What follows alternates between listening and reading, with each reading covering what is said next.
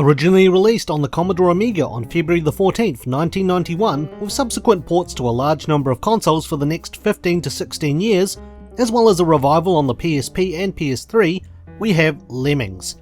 Based off the rodent living up in Norway and in the Arctic area, the game was developed by DMA Design and published by Psygnosis.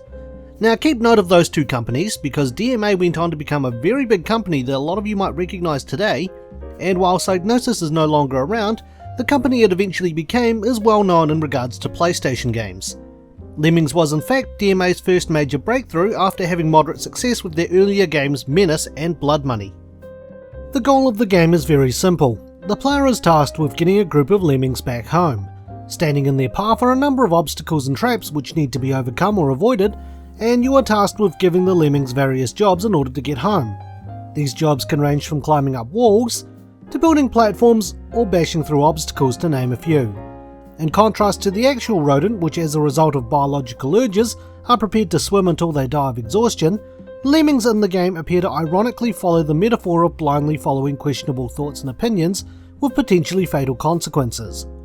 But, is the game any good? Find out in The Good. The gameplay in Lemmings is very addictive. The game does have a difficulty curve that really does require players to think.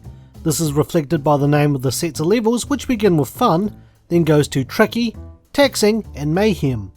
These difficulty levels affect how many lemmings were required to get home to complete the stage, the rate at which they are released, how many obstacles to overcome, and how many jobs you have to assign them. The game also features a humorous way of allowing you to blow up all the lemmings when you mess up, which never gets old. But there's always something about saving the lemmings that really urges you to keep playing, and the satisfaction that you get from completing a level which might have given you some trouble. In a sense, it sort of mirrors the lemmings' determination to overcome their obstacles. If the levels of Lemmings weren't enough for you, the game did have two standalone expansions which you don't need the original game to play.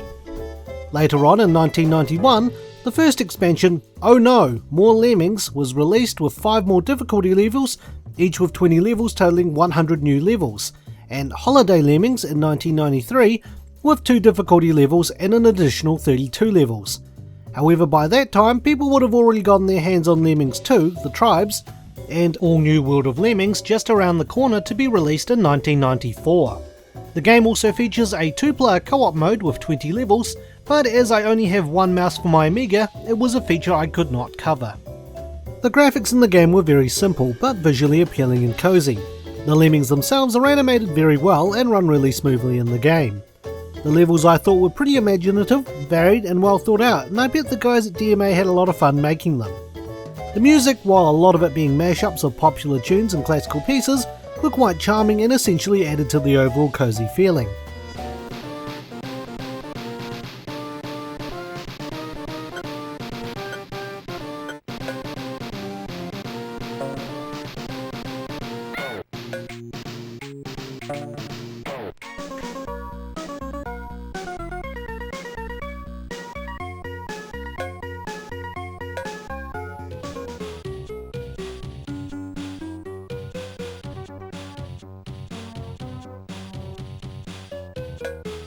But the game wasn't flawless, so with that it's time for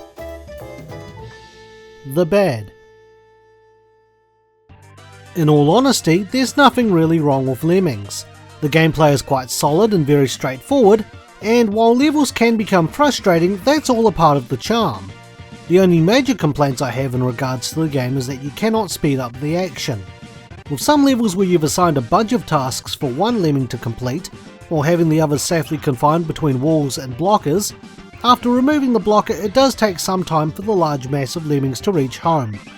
Thankfully this problem was addressed and fixed in Lemmings 2. The only other gripe I probably have is the lack of shortcut keys to move the map around. Doing so on a ball mouse isn't as easy as it looks. So with that out of the way, it's time I give the opinion. I think a game that sold over 15 million copies across a number of platforms between 1991 and 2006 speaks for itself. Lemmings has an addictive gameplay element which never seems to grow old and appeals to all ages. If you're looking for a charming, fun puzzle game, Lemmings is always one that springs to mind, whether you play it on the Amiga or one of the many consoles it's been ported to. If you're looking at other puzzle games to try while you're playing Lemmings, another one you could look at is Pushover, another puzzle game which kept me entertained as a kid, also available on the Amiga, Atari ST, Super Nintendo and PC.